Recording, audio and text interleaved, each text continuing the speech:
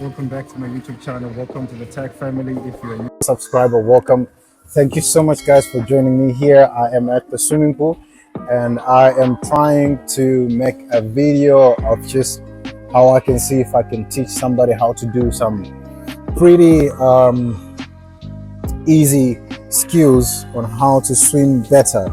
So I've already made a video on how to do all the strokes, and today maybe I'm going to try to just focus on one stroke. So the stroke that I'm going to be focusing on is let's start with freestyle. I think a lot of people know how to do freestyle. Freestyle is the one that you go like this. That's freestyle. So when you are doing,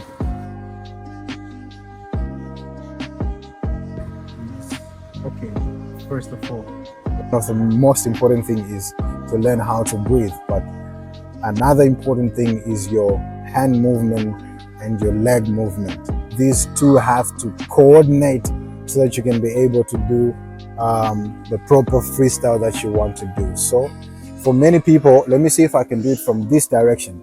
The hand movement has to do with, there are different types of hand movement, especially when you put your hand inside the water. There are different types of it. There is the one where you just pull straight, right?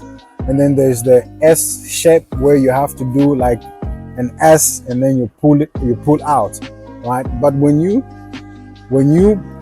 put your hand in the water, you need to push a little bit further.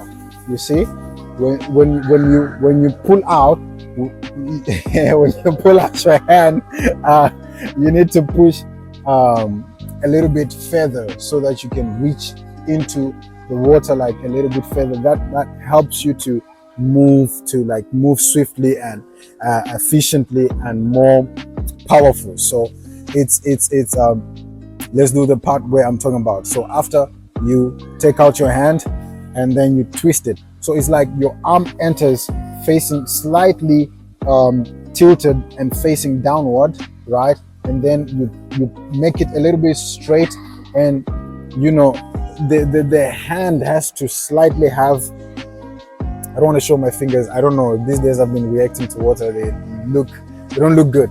But anyways, you make like a cup shape of your hand, and make sure all your fingers are like really tight together so that you can be able now to pull the water really good, like efficiently. You can be able to pull the water efficiently. So first of all is when you throw your arm, push it further, tilted, and then you make it straight, that cup shape, remember.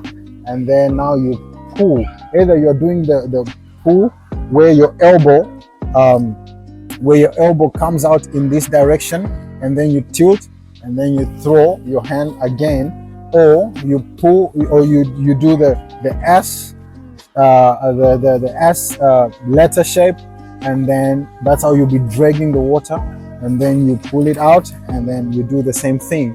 Or there's the one that the arm goes under. It's like when you drag and then now you're pulling, it's like the arm goes a little bit under, not like too much, but a little bit like under your body, and then to tilt, make sure. But when you're tilting and all these things, don't move your body too much, okay? You shouldn't move your body too much. You should just learn to use the upper part of your body so that you don't like a boat rocket. If you do that too much, now you will lose balance of how you're swimming. You will lose balance of how you're swimming. So you just have to like be using your upper body and then move. This is how it should look like from the front. Of course, it's not really that perfect, but you get the point, right? And then I think that the moment, so it's like when one hand is up, You see, like this direction. Your head, you should make sure that when you're facing down, face like this position, face down, and you're going in that direction. So which means that it's mostly just face down, right? Not too much, but face down. And then whenever you want to breathe, you breathe sideways. This is how you breathe when you're doing your freestyle. You breathe sideways. So I think it's very much encouraged for you not to breathe too much. If you watch Olympics or if you've seen a professional swimmer swimming, you realize that they can even finish. These are like 50-meter pool. It's far away. It's like it is a 50-meter pool. So that means that you can literally go for 50 meters, and the Olympic pool is 100 meters. So it's like going down there and coming back. And these people can do it without breathing that much. If you look at it, because their strides are long, their stretching is long, their endurance of holding their breath for a long time is also very good. So they can hold their breath as long as they can. And so when you do that now, it helps you it helps your body to be more lighter, and then you can go further easily. So try by all means not to breathe too much. If you breathe too much, you end up like becoming a little bit heavy. It will slow you down. So when you want to swim faster and further, you have to hold your breath. So that's also another very important technique that you need to learn, to hold your breath. I think in my first video about swimming lesson, I spoke about it, where I was just explaining a little bit on how you should be able to hold your breath and be able to breathe properly, because it will help. 90% of your swimming is your breathing. I'm telling you, I strongly believe that 90% of your swimming is your breathing. So when you are now trying to breathe, like you see, when your arm is straight, when your arm is straight, when you're stretching, right?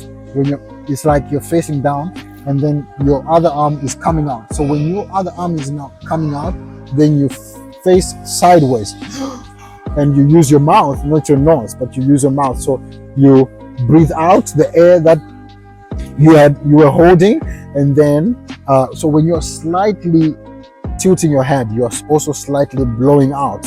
It's like, and then now you breathe in, and then you close your mouth and your nose, and then you face down, and then you do your full stroke. That's how you do your freestyle with your arms. Now when it comes to your legs have to be straight. And let's say, for example, this is your leg. It has to be really straight. And then when your legs are straight, now you use only this part of your leg, like what is it called? Your feet. you only use your feet to like move.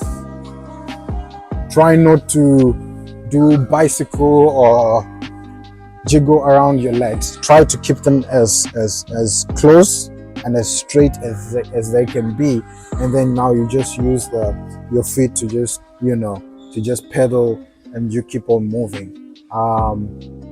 It's like doing that I don't know, that dance that most people do. I forgot the name of the dance. Anyways, forget about it. So when you're doing that, you're just using your legs. So I don't know how I can be able to show that, but let me see if I can do it.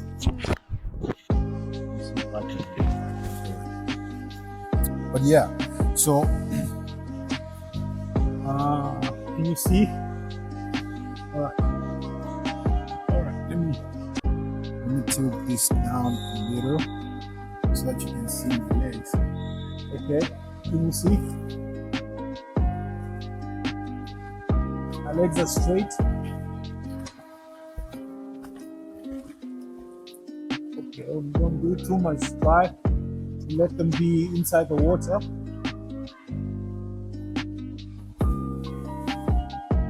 Right? Yeah. All right, I'm gonna try to get a much closer view of my legs, how I'm doing the kicking. Hopefully I can do it, and then I can show you guys to do the whole thing. So stay tuned. Most probably I'm going to try to do the whole process, and you can see what I'm talking about. Okay? Always make sure your body is straight and try to do two things, and don't do a lot of I know how it is when my African brothers and sisters are swimming. I know it is with the whole a lot of water going up and down, but stay tuned. I'm going to try to do that whole freestyle process with you. I hope you learned something.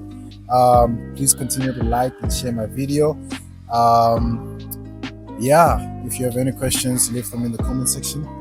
And if you want to learn anything else about swimming, I'm going to be doing the whole set of swimming strokes one by one, and this is freestyle.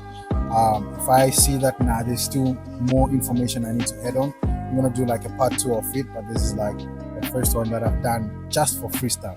Okay. Yeah.